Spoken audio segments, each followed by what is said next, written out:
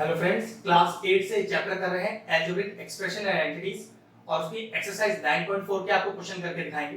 तो चलिए अपना वीडियो स्टार्ट करते हैं। चलिए क्वेश्चन नंबर 1 का फर्स्ट पार्ट मैंने लिख दिया है।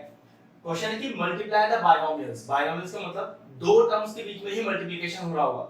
अब दो टर्म्स कौन से होते हैं? जो ब्रैकेट के अंदर होता है वो एक सिंगल टर्म होता है। तो एक टर्म ये और आपको करना है मल्टीप्लाई, क्योंकि दो ब्रैकेट के बीच में कोई साइन नहीं है तो पक्की बात मल्टीप्लिकेशन ही होगा। अब देखिए सबसे आसान तरीका क्या है दो बायनोमियल्स को मल्टीप्लाई करने का। सबसे आसान तरीका, सबसे पहले ये 2x लिखिए मल्टीप्लाई, पूरा ब्रैकेट लिख दीजिए, ठीक है। कुछ ज्यादा दिमाग लगाने की जरूरत नहीं है, बहुत आसान तरीका है। फिर +5 लिखिए और फिर पूरा ब्रैकेट सेकंड वाला मल्टीप्लाई करने के लिए लिख दीजिए। अब अगला स्टेप देखिए, ये 2x इस 4x से मल्टीप्लाई भी होगा और 3 से मल्टीप्लाई भी होगा और साइन का भी ध्यान रखना है, ठीक है। तो प्लस का 2x प्लस का 4x, पहले मैं आपको बिल्कुल एक एक स्टेप लिख के दिखा देता हूं, ठीक है। फिर plus into minus is minus 2x into 3। आप ये स्टेप चाहो तो डायरेक्ट भी कर सकते हो, ठीक है, कोई जरूरी नहीं ये वाला रिप्रेजेंटेशन दिखाना, लेकिन मैं आपको चीज सिखा रहा हूं तो बिल्कुल स्टेप बाय स्टेप करूंगा।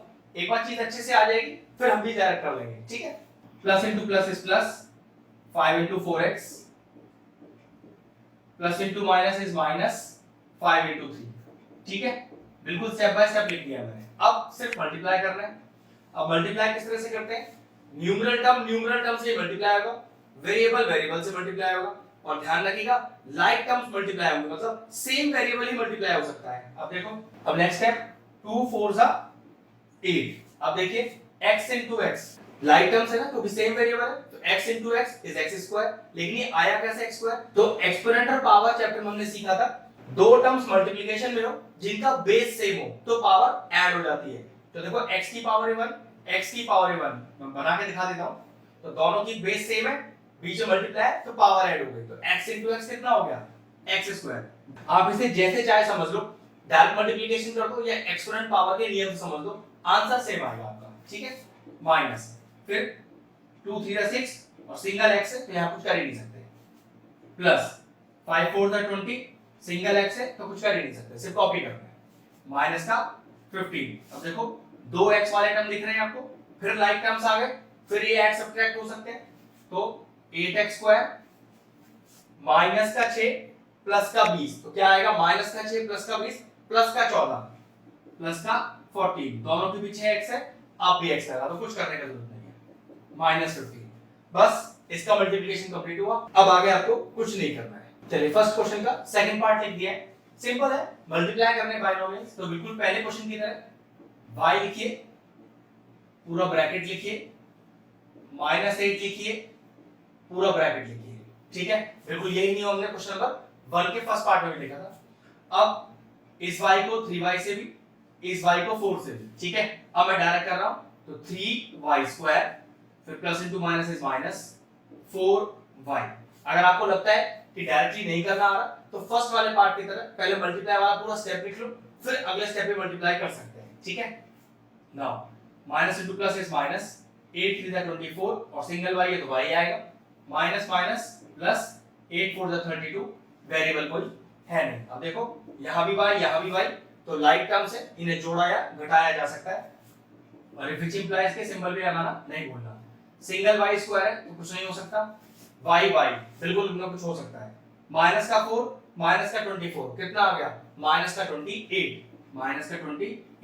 दोनों में y है, y एज इट इज लिखा रहने दो, प्लस का 32, बस फिनिश हो गया मल्टीप्लिकेशन। चलिए फर्स्ट क्वेश्चन का थर्ड पार्ट लिख दिया है। अगर इस क्वेश्चन को ध्यान से देखो तो एक आइडेंटिटी लग रही है इसमें, ध्यान से देखना। अगर इस पूरे 2.5L को मैं मान लूं A और 0.5M को मैं मान लूं B, तो ये लिखा है A माइनस B। ध्यान से देखना ये क्या लिखा हुआ है?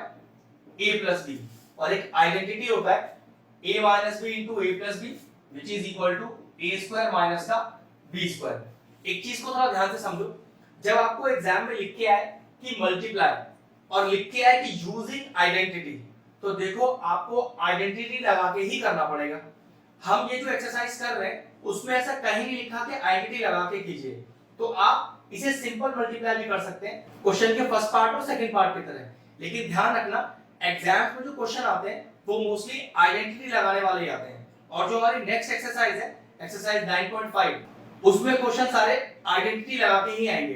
तो आप चाहो तो इस पर्टिकुलर क्वेश्चन की बात करें जहां पर ऐसा कहीं नहीं लिखा कि आइडेंटिटी लगाना है, सिंपल भी सॉल्व कर सकते हो, लेकिन मैं आपको आइडेंटिटी लगा के दिखा रहा हूं क्योंकि आइडेंटिटी लगाना हमेशा क्वेश्चन को आसान बनाता है और पेपर में मोस्टली क्वेश्चन आइडेंटिटी लगाने वाले ही आएंगे। ठीक है, तो मैं आपको उसी तरह से सिखा रहा हूं, ध्यान से समझिएगा।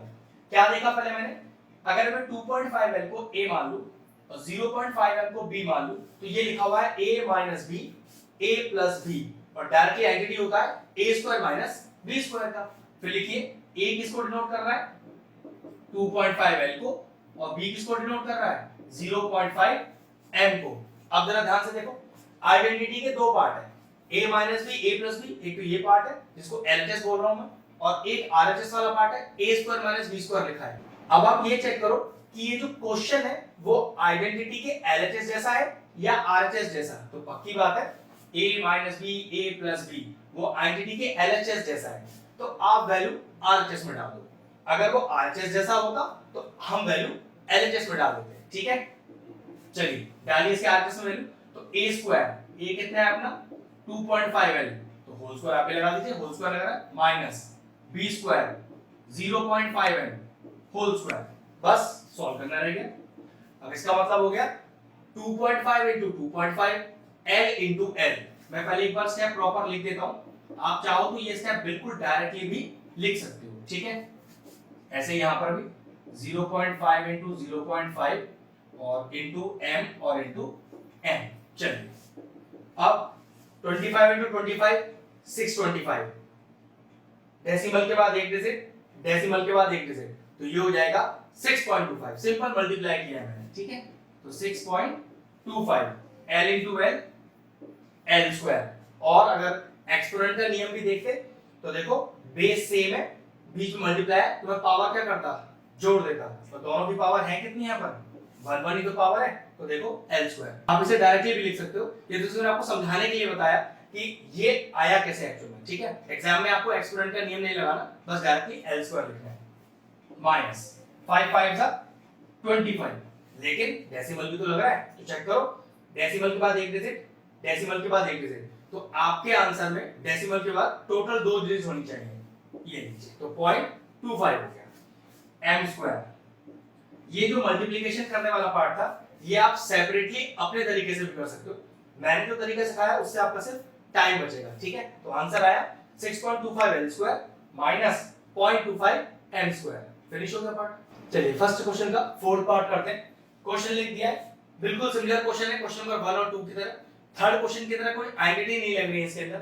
ठीक है, चलिए तो क्या करो, सबसे पहले a कॉपी किया, फिर दूसरा ब्रैकेट कॉपी किया, फिर प्लस 3b कॉपी किया और दूसरा ब्रैकेट कॉपी किया, और सिंपल मल्टीप्लाई इस a को x से भी और 5 से भी, इस 3b को x से भी और 5 से भी, तो चलिए व्हिच इंप्लाइज लगा देंगे, तो a into x कुछ नहीं हो सकता क्योंकि दो लाइक टर्म्स मल्टीप्लाई होते हैं, लाइक टर्म का मतलब सिमिलर टर्म्स, अब यहां तो a और x है, डिसलाइक टर्म्स है, तो कुछ नहीं दोनों को लिख दिया, प्लस a और 5, एक न्यूमरल है एक कांस्टेंट है, कुछ भी नहीं कर सकते।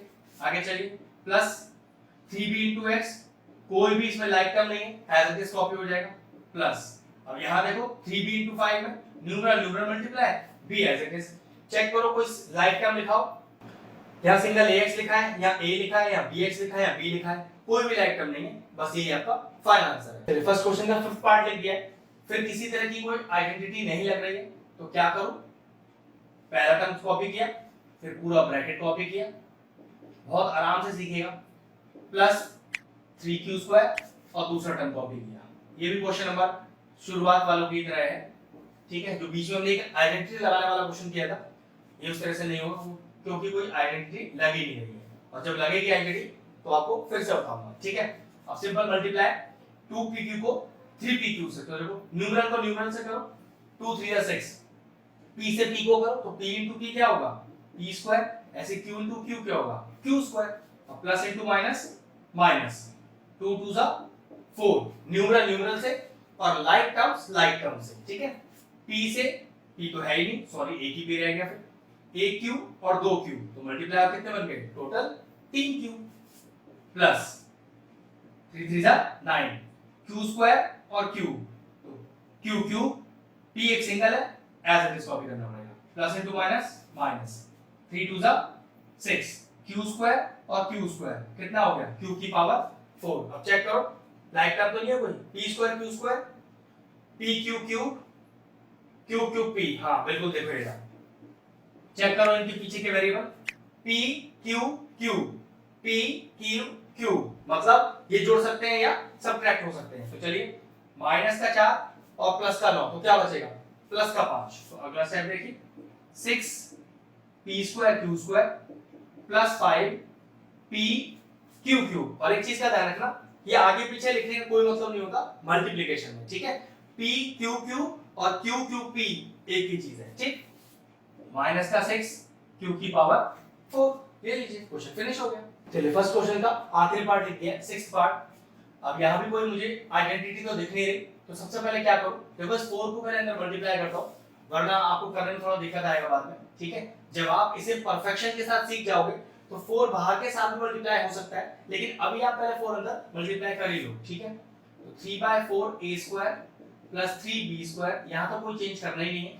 अब देखो इस 4 को अंदर मल्टीप्लाई करो तो 4a स्क्वायर माइनस 4 को 2/3 से, तो चेक कर लो 4 को 2/3 से करोगे तो कितना आएगा, ऊपर ऊपर मल्टीप्लाई होता है, नीचे नीचे, ये हो गया 8/3, ये हो गया 8/3 और b स्क्वायर। अब क्वेश्चन का वही तरीका कि दो बायनोमियल टर्म है आपके पास, मल्टीप्लाई करना है, आइडेंटिटी तो कोई दिख नहीं रही, तो 3/4 a स्क्वायर पहला टर्म कॉपी किया और ये पूरा एज इट इज, तो 4a स्क्वायर माइनस का 8/3 b स्क्वायर, फिर प्लस का 3b स्क्वायर कॉपी किया और दूसरा ब्रैकेट एज इट इज। शुरुआत वाले क्वेश्चनों की तरह ही इस पूरे क्वेश्चन को करना है, ठीक है ना।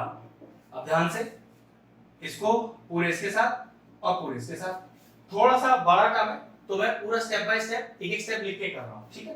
तो मुझे मल्टीप्लाई करना है 3/4 a स्क्वायर को 4 के a स्क्वायर से, ठीक है, plus into minus is minus, तो 3/4 a स्क्वायर को मल्टीप्लाई करना है 8/3 b स्क्वायर से। मैंने आपसे कहा था अगर आपको लगता है कि आपको डायरेक्टली करना आता है तो बिल्कुल कर सकते हैं, ठीक है। प्लस इससे जो मैं कर रहा हूं उससे गलती होने का चांस बिल्कुल ना के बराबर है। डायरेक्टली में कितनी बार हल्का सा भी चूक हो गया देखने में, साइन को देखने में या कोई मल्टीप्लाई करने में, तो सब गड़बड़ हो जाएगा, ठीक है। फिर भी आपको लगता है कि नहीं मुझे सर अच्छे से बहुत क्लियर है स्टेप्स, तो ठीक है आप डायरेक्ट कर लीजिए, कोई प्रॉब्लम नहीं, इस बात का कोई मार्क्स नहीं कटेगा आपका, ठीक। चलिए अब मैंने बिल्कुल प्रॉपर लिख दिया है, अब करते हैं कांस्टेंट टर्म कांस्टेंट से मल्टीप्लाई और सेम वेरिएबल से मल्टीप्लाई, इसको लाइक टर्म्स बोलते हैं, ठीक है। तो देखो 4 से 4 चला गया तो 3 रह गया, a स्क्वायर और a स्क्वायर कितना हो गया, a की पावर 4 माइनस, तो ये देखो 2 4 से 8, 3 से 3 गया, तो कांस्टेंट तो रह गया a और पीछे रह गया आपके पास a स्क्वायर b स्क्वायर, क्योंकि दोनों अनलाइक टर्म्स है तो कुछ भी नहीं हो सकता, as it is copy, plus तो 3 4 जा 12 a स्क्वायर b स्क्वायर। अब a स्क्वायर b स्क्वायर हो या b स्क्वायर a स्क्वायर हो, मल्टीप्लिकेशन में एक ही चीज होती है, ठीक है। माइनस 3 से 3 चला गया तो 8 b की पावर 4, क्यों b square into b square है तो b की पावर 4। कोई लाइक टर्म है, देखो फिर से सेम जहां लिखा हो पीछे का टर्म बिल्कुल सेम लिखा हुआ है, तो माइनस का 2 प्लस का 12 तो कितना हो गया, प्लस का 10, तो कितना आएगा देखो 3 a की power 4 plus 10 a square b square as it is, कुछ नहीं करना उसका, और माइनस का 8 b की पावर 4। ये लीजिए क्वेश्चन कंप्लीट हो गया। एक शानदार क्वेश्चन था जो सबसे लास्ट पार्ट था, अच्छे से प्रैक्टिस कीजिएगा। क्वेश्चन नंबर 1 पूरा फिनिश हुआ। अगर आपको हमारा वीडियो इंफॉर्मेटिव लगा हो तो हमारे चैनल मैथ्स प्लीज को सब्सक्राइब कर लें और साथ में लगे बेल आइकन को भी हिट कर दें, जिससे आगे आने वाले वीडियोस का नोटिफिकेशन आपको सबसे पहले मिल जाए।